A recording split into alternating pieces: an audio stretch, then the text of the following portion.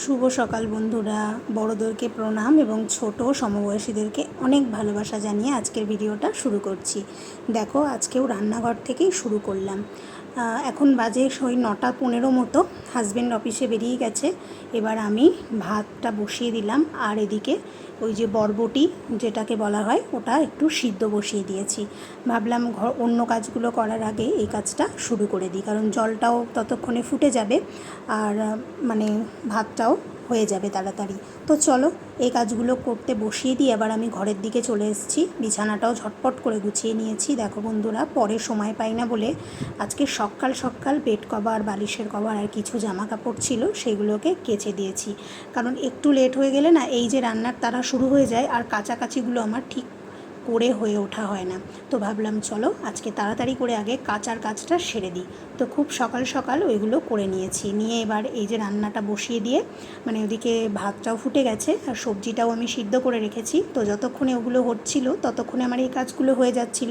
তো সেই জন্যে আমি ঝটপট করে এই পরিষ্কার পরিচ্ছন্নগুলো করে নিচ্ছি, কারণ এই জায়গাগুলো তো পুরো খোলাই থাকে। আর ওই যে দেখছো, ওই যে দরজাটা, ওটা হচ্ছে মানে মেন ডোর আর কি ঘরের, আর এইদিকে জানালা। তো প্রচুর পরিমাণে ধুলো ময়লা যখনই মানে দরজা খোলা হয়, সব মুখে মুখে তো ঘর, সবাই ঝাড়ু টাড়ু দেয়, আবার প্রচুর পরিমাণে ধুলো।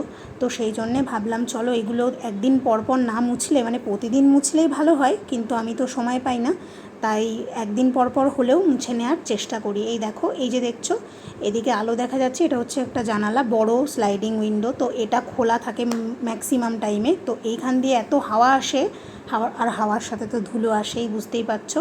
এই দেখো, আমার টিভির কভারটা নিয়ে আসতে ভুলে গেছিলাম বাড়ি থেকে, তো সেই জন্যে এটা আমি নিজে হাতে বানিয়েছি সেলাই করে।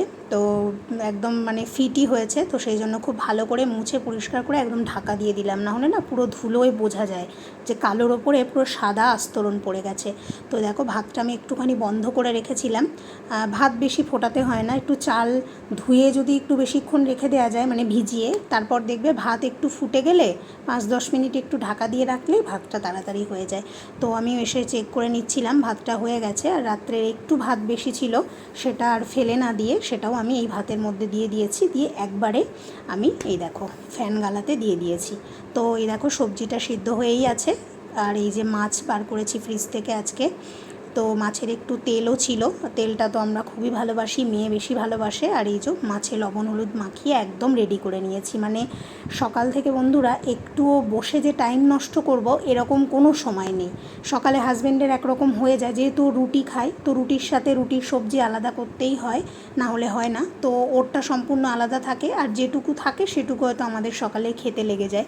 এবার যেহেতু মেয়ে ভাত খেয়ে যাবে, তো চেষ্টা করি দুপুরে যেহেতু খায় না, একটা সবজি না হলে কি করে খাবে। তো সেই জন্যেই এত তাড়াহুড়ো, আর রান্নাটা তো আমাকে কমপ্লিট করে নিতেই হবে মেয়েকে স্কুলে ছাড়তে যাওয়ার আগে। তো দেখো, এখানে আমি ফোড়ন দিয়ে পেঁয়াজ আর একটু শুকনো লঙ্কার 5 ফোড়ন দিয়ে আমি সবজিটা রান্না করব। এর মধ্যে বরবটি আছে, তারপরে যে কুঁদরি যেটাকে বলে, আলু, একটু পেঁপে আছে, এগুলো দিয়ে আর কি সব রকম দিয়ে মাছের মাথাটা দিয়ে সবজি করব। বন্ধুরা, মাছ তো শেষ হয়ে যায়, কিন্তু মাথাগুলো একদম লাস্ট পর্যন্ত থেকে যায়। তো আমি ভেবেছি কি এই সপ্তাহে কী করব, মাথাগুলোকে আগেই আমি রান্না করে ফেলবো। তো সানডেতেই একটা রান্না করেছিলাম আর একটা ছিল, তো ভাবলাম চলো সবজি দিয়ে বানিয়ে ফেলি আজকে।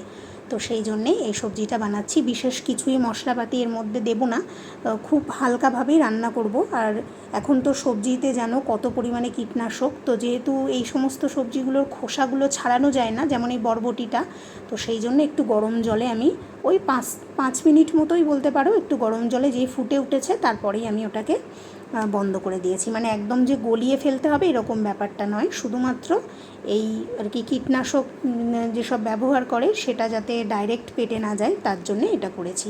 তো দেখো, মাছের মাথাটাও দিয়ে দিলাম, দিয়ে ভালো করে মিশিয়ে দিলাম। মশলা বলতে আমি এর মধ্যে কিছুই তেমন দেবো না। এই যে লবণটা এতক্ষণ দিইনি, এবার দিলাম। তো এই মানে লবণ দিলাম, এবার যে জলটা ছাড়বে, আর দিলাম একটু ভাজা জিরের গুঁড়ো। এবার এটা দিয়েই ঢাকা দিয়ে রাখবো।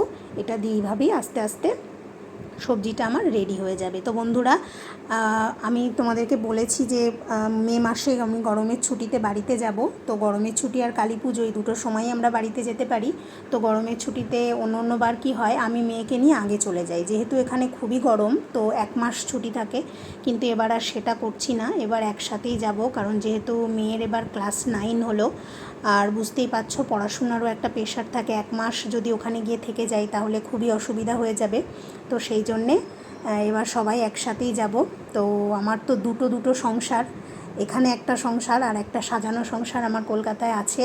তো তোমরা যারা আমার ভিডিওটা দেখছো এখনই চ্যানেলটা সাবস্ক্রাইব করে পাশে থাকো। অনেক কিছু তোমাদেরকে দেখাবো। আমি যখন আমার সেই সাজানো সংসারে যাব তখন কলকাতায় সেখান থেকেই ভিডিও করব। তো তোমাদেরকেও সব কিছু ঘুরিয়ে দেখানোর চেষ্টা করব। তো অবশ্যই তোমরা পাশে থেকো আর আমাকে এইভাবেই ভালোবেসো, এগিয়ে যেতে সাহায্য করো। তো দেখো, মেয়ে যেহেতু দুপুরে খাবে না, তো একটা মাছ ভেজে দিয়েছি। আর সকালে কুঁদরি দিয়ে ওর বাবাকে একটা কুঁদরি ভাজা বানিয়ে দিয়েছিলাম, সেটা দিয়ে মাছের তেল দিয়ে আমাদের খাওয়া হয়ে গেছে। মেয়েকে একটু বরবটির সবজিও দিয়েছিলাম।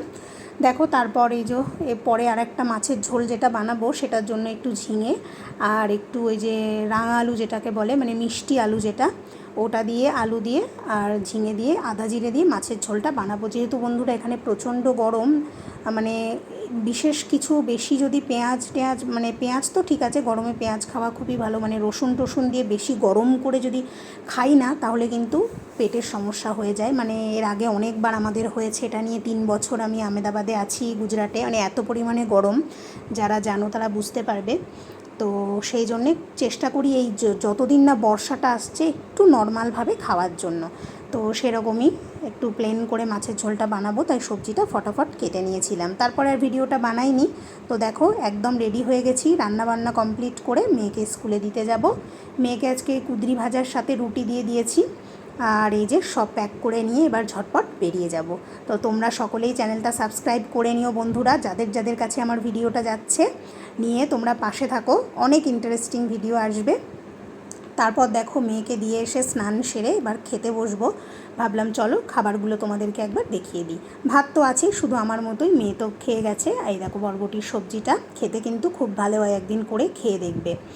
আর এই যে মাছের তেল একটু রয়ে গেছে, এটা থাকবে। আর এই দেখো মাছের ঝোলটা, এটা কিন্তু অসাধারণ লাগে খেতে। তো সকলেই ভালো থেকো, সুস্থ থেকো, আমার সাথে থেকো। টাটা।